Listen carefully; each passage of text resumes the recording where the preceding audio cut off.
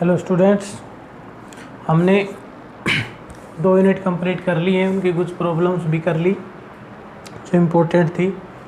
बाकी जितना हम प्रैक्टिस करेंगे कंसेप्ट प्रॉब्लम्स में, कंसेप्ट उतने ज़्यादा क्लियर होंगे। अब जो है हमारी 3rd यूनिट स्टार्ट कर रहे हैं हम, magnetic effect of current and magnetism. Electromagnetism अगली यूनिट होगी जो कंबाइन इफेक्ट होगा मैग्नेटिक और इलेक्ट्रिसिटी का। लेकिन यहाँ पर जो है मैग्नेटिक इफेक्ट ऑफ करंट, यानी कि करंट की वजह से मैग्नेट पैदा होती है। शुरुआत में मैग्नेट को एक यूनिक प्रॉपर्टी माना जाता था, यानी कि मैग्नेट जो है ये माना जाता था कि भाई मैग्नेट एक अलग से मटेरियल होता है जो नेचर में अपने आप बनता है और उसके गुण जो होते हैं वो फिक्स होते हैं। हम किसी दूसरे पदार्थ में, दूसरी वस्तु के अंदर मैग्नेट के गुण जो हैं, चुंबक के गुण नहीं डाल सकते। लेकिन 1820 में ओरस्टेड जो है साइंटिस्ट था, वो एक्सपेरिमेंट के दौरान उसने पाया कि भाई करंट के कारण भी मैग्नेट पैदा हो सकती है। ओरस्टेड 1820 और ओरस्टेड जो है उसने ये पाया कि अगर किसी वायर में से करंट पास होता है तो उसके चारों तरफ रखे मैग्नेटिक मटेरियल जैसे कि लोहे की किल्लें जो हैं, लोहे के पार्टिकल जो हैं, वो एक ऐसे सेट हो जाते हैं जैसे हमने 10वीं के अंदर भी देखा था कि मैग्नेटिक जो पार्टिकल्स होते हैं, यानी कि आयरन के पार्टिकल, वो मैग्नेट चुंबक को रखते हैं। जब हम किसी कागज़ के ऊपर कागज़ के नीचे चुंबक रख दिया हमने, और फिर जैसे कि ये नीचे चुंबक है और इनको जब हम देखते हैं तो ये ऐसे सेट हो जाते हैं। इस प्रकार की उनका एक रास्ता हो जाता है सेट होने का। तो ये इसी टाइप में ऐसे ही हुआ था इसमें भी। तो ये चुंबकीय रेखाएं थी जो हमने पढ़ी थी कि भाई चुंबकीय रेखाएं जो हैं वो N से S चलती हैं बाहर की तरफ और अंदर चलती हैं S to N, और आपस में एक दूसरे को काटती नहीं है, लेकिन ये दिखाया गया यहाँ पे। अब जो है इस प्रकार चुंबकीय पदार्थ जो होते हैं वो सेट हो जाते हैं। इसी तरह अगर किसी कागज़ के ऊपर जो है हम आयरन पार्टिकल रख दें, ऐसे डिस्ट्रीब्यूट कर दें, और फिर एक वायर जो है उसमें से पास करें हम, और उस वायर में पास करें करंट ऐसे ही, तो हम देखेंगे कि ये जो आयरन के पार्टिकल थे वो इस प्रकार सेट हो जाते हैं अलग अलग सर्कल्स के अंदर, सर्कुलर टाइप के अंदर सेट हो जाते हैं। तो ये जो सेटिंग थी आयरन पार्टिकल्स की, चुंबकीय कणों की, ये जो सेटिंग है ये बताती है कि चुंबकीय क्षेत्र जो है वो किसी करंट कैरिंग कंडक्टर के चारों तरफ पैदा हो जाता है। और ये सबसे पहले ऑब्जर्व किया था ओरस्टेड ने, ऑब्जर्व किया था। तभी उसने बताया कि भाई करंट के कारण जो है ना मैग्नेट पैदा होती है। मैग्नेटिक फील्ड जो होता है वो करंट के कारण भी पैदा हो जाता है। और मैग्नेट है तो मैग्नेटिक लाइन होगी, मैग्नेटिक फील्ड में वो लाइनें होती हैं। फील्ड जो है लाइनों के अकॉर्डिंग रिप्रेजेंट किया जाता है। जैसे बाहर मैग्नेट का मैग्नेटिक फील्ड ऐसे होता है, तो जो स्ट्रेट कंडक्टर था उसका मैग्नेटिक फील्ड ऐसे पाया उसने, और ऐसे होता है। इनकी डायरेक्शन के लिए जो है रूल बना दिया जाएगा। लेकिन स्टार्टिंग थी ये ओरस्टेड की कि भाई अगर किसी कंडक्टर में से करंट पास होता है तो उसका क्या पैदा होता है, magnetic field.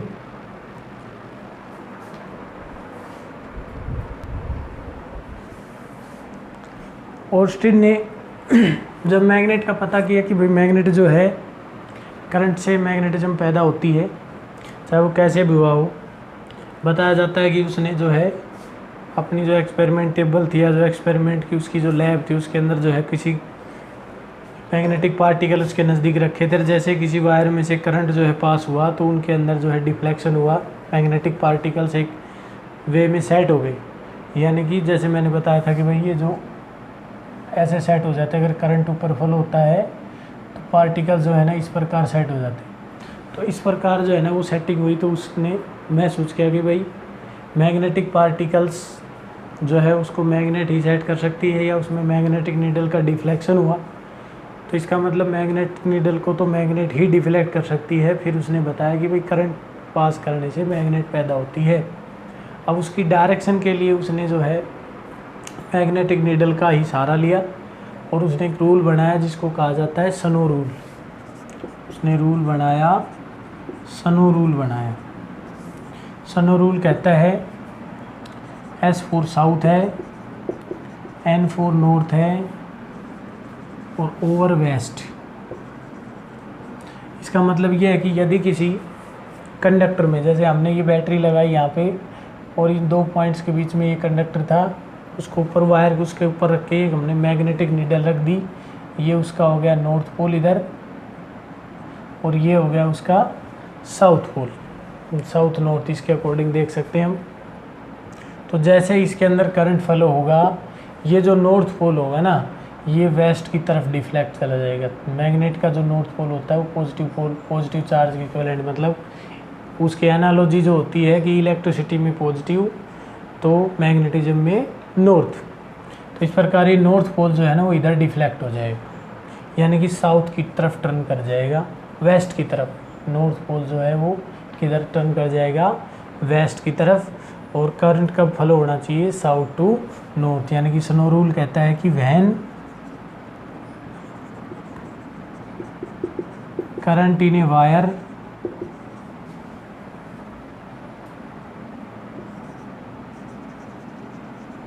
flows from south to north, then the north pole of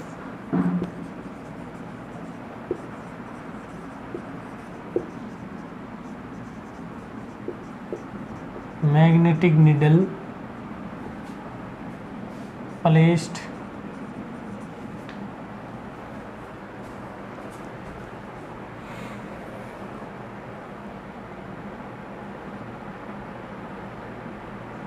below wire, wire के नीचे जो रखी है, डिफ्लेक्ट्स, या हम लिख सकते हैं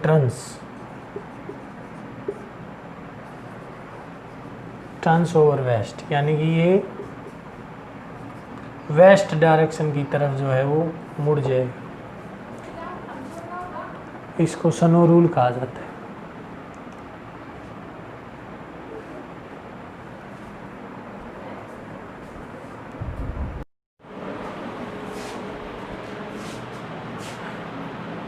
इस तरह इलेक्ट्रिक फील्ड होता है, उसी तरह मैग्नेटिक फील्ड लाइंस होती हैं।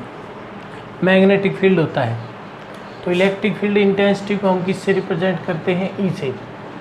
और मैग्नेटिक फील्ड जो इंटेंसिटी होगी, यानी कि जब चुंबक के चारों तरफ चुंबकीय क्षेत्र होता है, मैग्नेट के चारों तरफ मैग्नेटिक फील्ड होता है। इलेक्ट्रिक फील्ड के अंदर भी लाइंस होती थी, मैग्नेटिक फील्ड के अंदर भी लाइंस होती है, उसकी भी कोई डायरेक्शन होती है। तो इसी तरह मैग्नेटिक फील्ड की भी कोई डायरेक्शन होगी। अगर करंट कैरिंग कंडक्टर है उसकी वजह से मैग्नेटिक फील्ड होगा। पहले नेचुरल होता माना जाता था, लेकिन फिर करंट कैरिंग कंडक्टर से भी एक्सपेरिमेंट शुरू हो गया, तो उसके लिए फिर लॉज भी बनाए जाएंगे कि भाई किधर जो है मैग्नेटिक फील्ड की डायरेक्शन होगी। लेकिन अब बात है किसकी, मैग्नेटिक फील्ड इंटेंसिटी या magnetic field induction. Magnetic field induction जो होता है उसको B से रिप्रेजेंट किया जाता है, इलेक्ट्रिक फील्ड इंटेंसिटी को E से रिप्रेजेंट किया जाता है, इसको B से रिप्रेजेंट किया जाता है। इसकी भी 2-3 डेफिनेशन बढ़ती है। तो जो स्टार्टिंग की डेफिनेशन, इसको समझाने के लिए जो है हम इसको फोर्स से स्टार्ट करते हैं। अगर कोई चार्ज पार्टिकल क्या हो, किसी मैग्नेटिक फील्ड जिसका इंडक्शन जो है ना B है, हर जगह इसका इंडक्शन B है, यानी कि हर जगह जो है यूनिट एरिया में से इतनी लाइनें पास हो रही है, यानी कि B लाइन्स जो है वो यूनिट एरिया में नॉर्मली पास हो रही है। फ्लक्स के अकॉर्डिंग डेफिनेशन है वो। क्या वो चार्ज पार्टिकल V वेलोसिटी से B मैग्नेटिक फील्ड इंडक्शन के अंदर, फील्ड के अंदर जिसका इंडक्शन B है, इंटर करता है थीटा एंगल, तो उसके ऊपर जो फोर्स लगेगा वो कैसा होगा। तो force acting on charge particle क्या होगा, किसके ऊपर डिपेंड करेगा, directly proportional to the magnitude of charge, directly proportional to the magnetic field induction, magnetic induction of field, ये फील्ड का मैग्नेटिक इंडक्शन है। और तीसरे नंबर पर जो है directly proportional to directly proportional to the component of velocity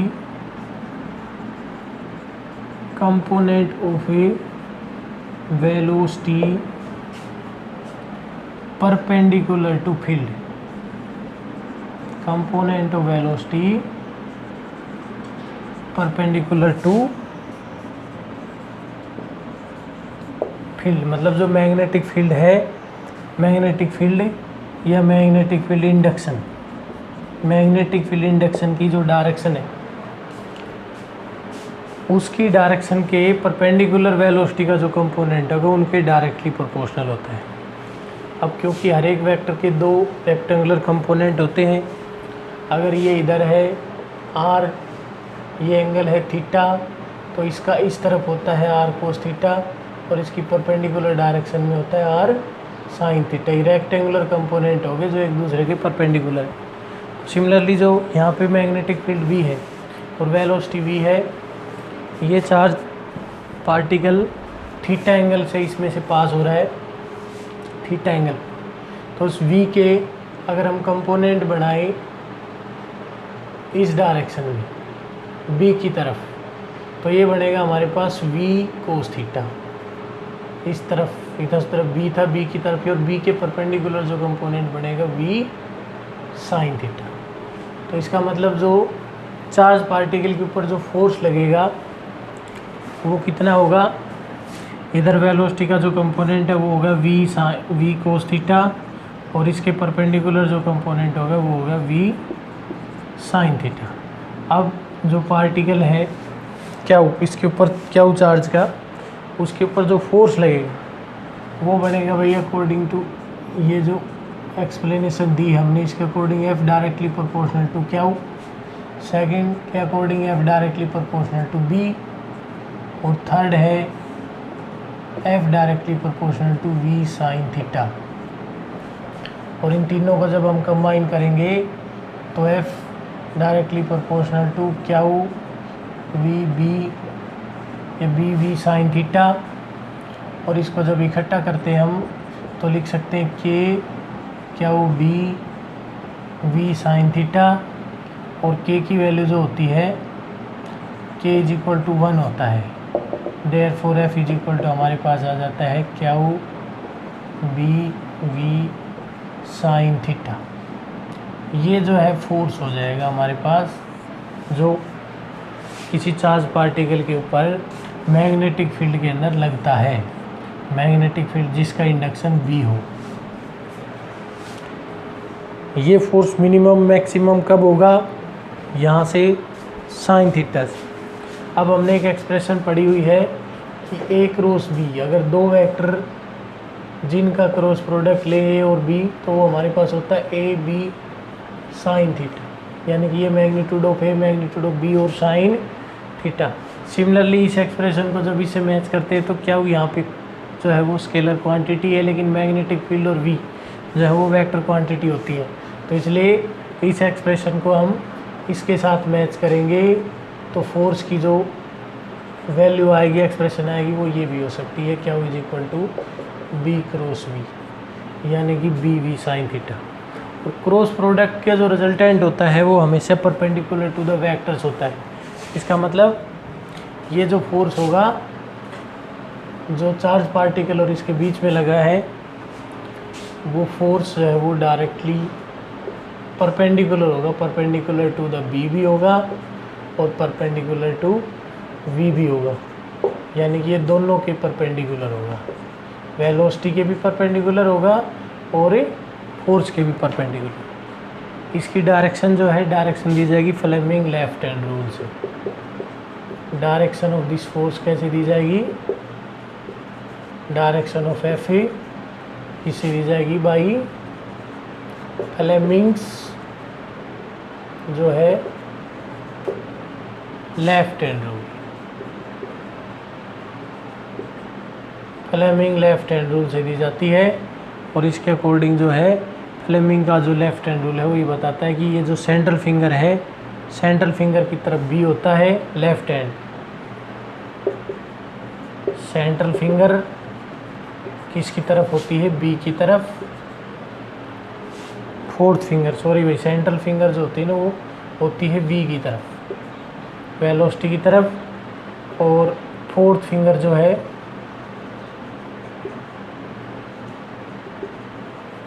fourth finger जो होगी वो होगी बी की तरफ। And thumb for thrust, thumb जो है वो किसकी तरफ होगा, फोर्स की तरफ।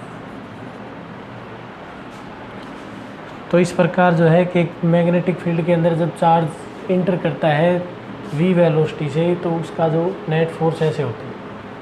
अब इसके स्पेशल केसेस देखें।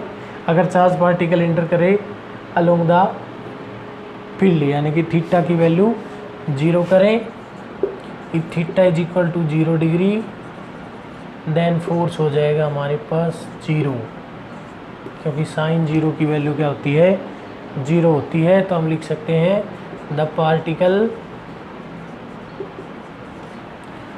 Moving parallel to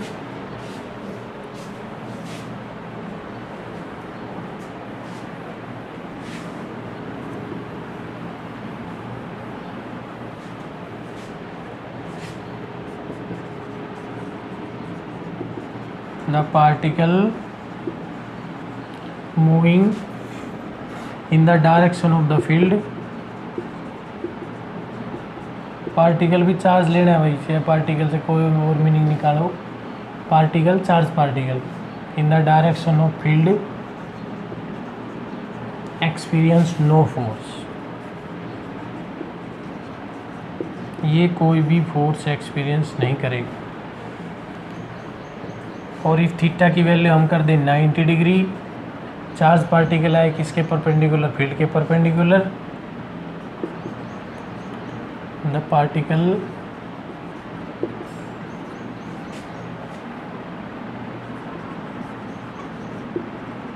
experience maximum force. Maximum कैसे करेगा भाई, परपेंडिकुलर टू फील्ड, फील्ड के परपेंडिकुलर ये मैक्सिमम फोर्स एक्सपीरियंस करेगा। कैसे करेगा, तो थीटा 90 डिग्री है तो एफ इज इक्वल टू क्या हुई बी, और साइन 90 हो जाता है, साइन 90 की वैल्यू 1 होती है, तो ये मैक्सिमम फोर्स होगा और इसकी वैल्यू हो जाएगी क्या हुई बी के बराबर चार्ज पार्टिकल के लिए। अगर चार्ज पार्टिकल पॉजिटिव है लेफ्ट हैंड रूल ही लगेगा, लेकिन जो फोर्स की डायरेक्शन आ रही है इसमें हम डायरेक्शन उल्टी कर सकते हैं। नेगेटिव चार्ज के लिए चाहे तो फोर्स की डायरेक्शन निकालो अकॉर्डिंग टू पॉजिटिव समझ के उसको वापस कर देना, या इस चार्ज को नेगेटिव करो। अगर हम ये कहते हैं कि चार्ज पार्टिकल इधर जा रहा है, positive charge particle, negative charge particle इधर जा रहा है, मैग्नेटिक फील्ड जो है वो इधर है, चार्ज पार्टिकल इधर आ रहा है, आउटवर्ड टू द फील्ड, यानी चार्ज पार्टिकल ऐसे आ रहा है, मैग्नेटिक फील्ड उधर है, तो उसके ऊपर फोर्स लगेगा ऊपर की तरफ। अगर ये पॉजिटिव है तो, और अगर नेगेटिव चार्ज पार्टिकल इधर आ रहा है, मैग्नेटिक फील्ड उधर है, तो लेफ्ट हैंड रूल ऐसे ही लगाएंगे, लेकिन डायरेक्शन जो है उसकी रिवर्स कर दी जाएगी, यानी कि डाउनवर्ड हो जाएगा फोर्स। एफ़ की डायरेक्शन को रिवर्स करो बस, एफ़ की डायरेक्शन ऊपर आई तो इसकी डायरेक्शन को, या फिर चार्ज पार्टिकल अगर नेगेटिव चार्ज पार्टिकल इधर आ रहा है तो पॉजिटिव जाएगा इसके अपोजिट डायरेक्शन में, तो इसका मतलब पॉजिटिव चार्ज पार्टिकल अपोजिट जाएगा, मैग्नेटिक फील्ड की डायरेक्शन तो उधर ही रहेगी, पार्टिकल अब इधर हो गया तो फोर्स नीचे होगा। तो किसी भी तरह करो, या तो पॉजिटिव समझ के फील्ड निकालो, फोर्स निकालो, इसका रिवर्स करो, या फिर जो है चार्ज पार्टिकल अगर नेगेटिव है तो उसकी डायरेक्शन को रिवर्स कर दो, भाई नेगेटिव जिधर आएगा उसके अपोजिट पॉजिटिव चार्ज मूव करना है।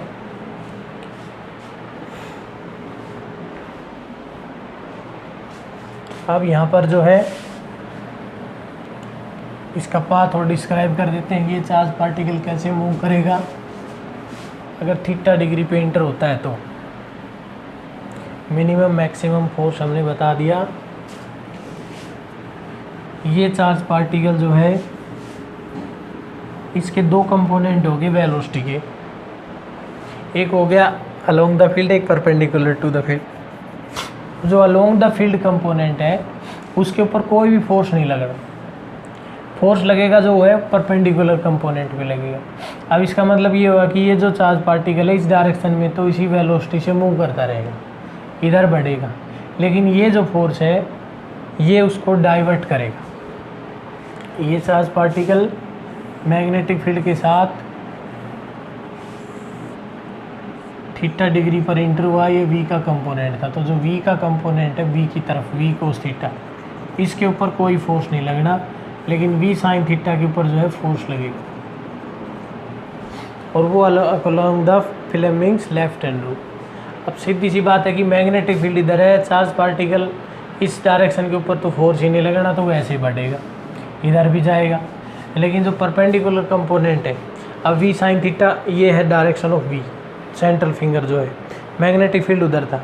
अब मैग्नेटिक फील्ड उस डायरेक्शन में है, v ऊपर की तरफ है, तो चार्ज पार्टिकल के ऊपर जो फोर्स हम देख रहे हैं वो इनवर्ड दिखाई दे रहा है हमें ऐसे।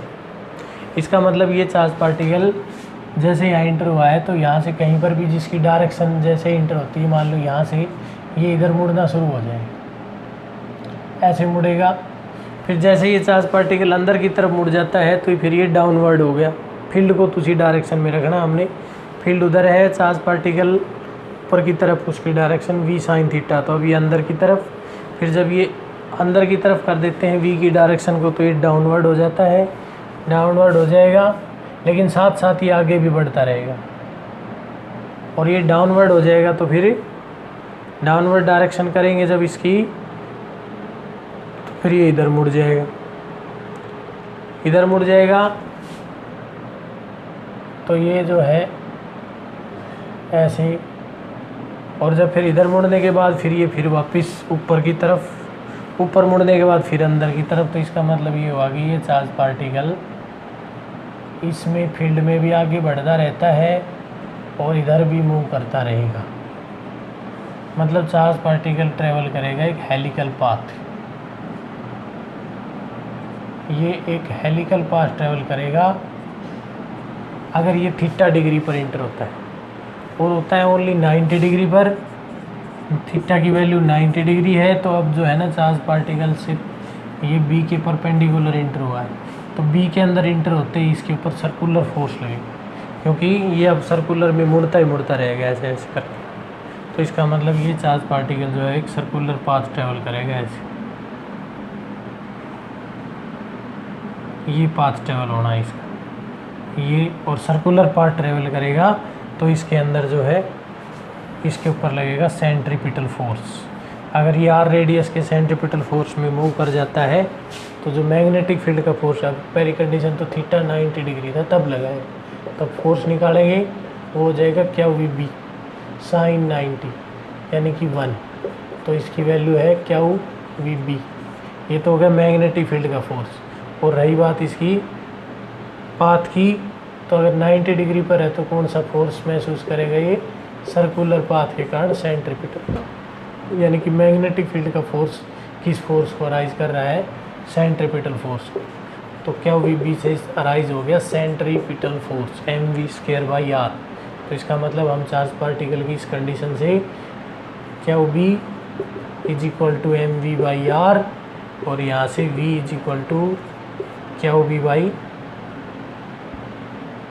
क्या बी आर बाई एम, यानी कि वेलोसिटी रेडियस निकाल सकते हैं, चार्ज टू मास रेशियो निकाल सकते हैं। इसको हम आगे डिस्कस करेंगे साइक्लोट्रॉन के केस से पहले, लेकिन शुरुआत में हमने जो है इस बी को एक्सप्लेन करना था। तो बी के एक्सप्लेनेशन जो है वो अभी इस एक्सप्रेशन से आती है भाई कि F is equal to Q V B, किसी भी चार्ज पार्टिकल के ऊपर जो फोर्स लगा वो F is equal to Q V B लगा, Q V B sine theta. F की जो एक्सप्रेशन आई Q V B sine theta, और थीटा को जब हमने 90 डिग्री कर लिया तो एफ की एक्सप्रेशन हो गया हमारे पास क्या वी बी। अब इस कंडीशन से हम करते हैं if V is equal to 1 metre per second and Q is equal to 1 coulomb, यानी कि यूनिट चार्ज है, देन एफ हमारे पास किसके बराबर हो जाएगा, बी के बराबर, क्योंकि क्या की भी वैल्यू 1 है, 1 इंटू 1 यानी कि एफ इज इक्वल टू हमारे पास अब बी बन गया।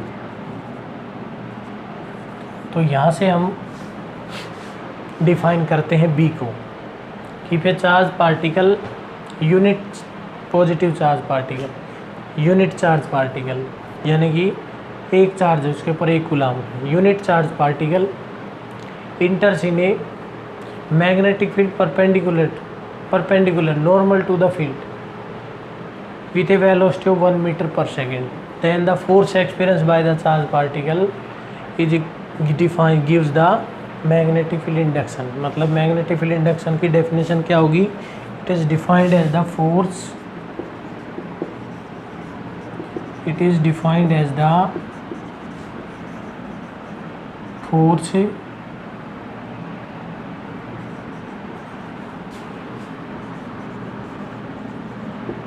experienced by a unit charge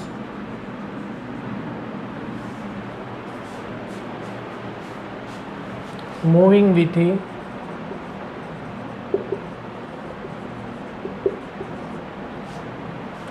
या enters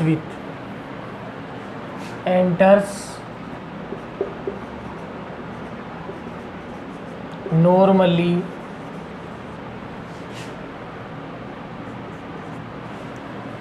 to the magnetic field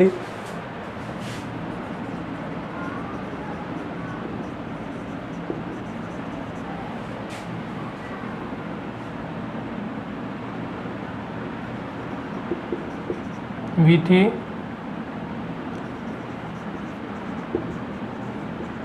velocity of 1 metre per second या यूनिट वेलोसिटी भी बोल सकते हैं। अगर कोई यूनिट चार्ज पार्टिकल 1 कूलम का charge particle magnetic field induction B में, जिसका बी इंडक्शन है उसको हमें डिफाइन करना है, तो उस बी के मैग्नेटिक फील्ड इंडक्शन के अंदर अगर 1 मीटर पर सेकेंड की वेलोसिटी से नॉर्मली 90 डिग्री के एंगल पे इंटर करे, उस समय जो वो फोर्स एक्सपीरियंस करेगा वो फोर्स हमें क्या देगा? बी देगा। ये है मैग्नेटिक फील्ड इंडक्शन की डेफिनेशन। और फ्लक्स के अकॉर्डिंग जब गोज थ्योरम आएगी, मैग्नेटिक फ्लक्स आएगा, तो फ्लक्स के अकॉर्डिंग भी हम इसको डिफाइन कर सकते हैं।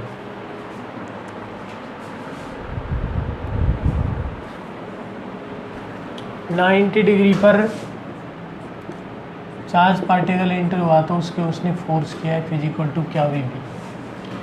यहाँ से बी का अगर हमने डायमेंशन और यूनिट, स्पेशल यूनिट तो टेस्ला होती है, लेकिन अगर फंडामेंटल क्वांटिटी की टर्म में हमने इसको डिफाइन करना हो इसकी यूनिट्स को, तो कैसे करेंगे भाई? फोर्स है, फोर्स यूनिट होती है न्यूटन, चार्ज की होती है कूलम और वेलोसिटी की होती है मीटर पर सेकंड, मीटर सेकंड इनवर्स। तो इसकी जो यूनिट आ जाएगी वो फंडामेंटल यानी कि फोर्स की टर्म में आ जाएगी newton metre inverse second coulomb inverse. ये हो जाएगा metre newton metre second inverse second और एक कूलम इनवर्स। ये जो है ये यूनिट है न्यूटन की टर्म। स्पेशल जो यूनिट होती है एसआई यूनिट, एसआई यूनिट जो होती है इन एमकेएस सिस्टम के अंदर जो होती है, एमकेएस सिस्टम के अंदर स्पेशल यूनिट होती है tesla. And SI unit in CGS, जो सीजीएस सिस्टम है वो होती है gauss. And 1 tesla is equal to 10⁴ gauss के बराबर होता है। तो ये हो जाएगा एसआई यूनिट। फंडामेंटल क्वांटिटी की टर्म में यूनिट बनाए तो सबसे पहले इसका डायमेंशन बना लेते हैं। बी की यूनिट आई है न्यूटन मीटर -1 या फोर्स चार्ज अपॉन वेलोसिटी। किसी भी तरीके से अगर फोर्स बनाते तो फोर्स का डायमेंशन है हमारे पास mLT-2 और चार्ज का है हमारे पास 80 और वेलोसिटी का होता है LT-1। इसका मतलब L से L कैंसिल हो जाएगा और अब जो है T-1 से नीचे T कैंसिल हो जाएगा, तो ऊपर बचेगा हमारे पास B का डायमेंशन बचेगा। ऊपर तो बचा है MT-2 और नीचे बचा है A, तो इसका मतलब इसका डायमेंशन हो गया MT-2 A-1। तो यहाँ से इसकी यूनिट हो सकती है किलोग्राम, मास की किलोग्राम होगी, सेकंड -2 एम्पियर -1।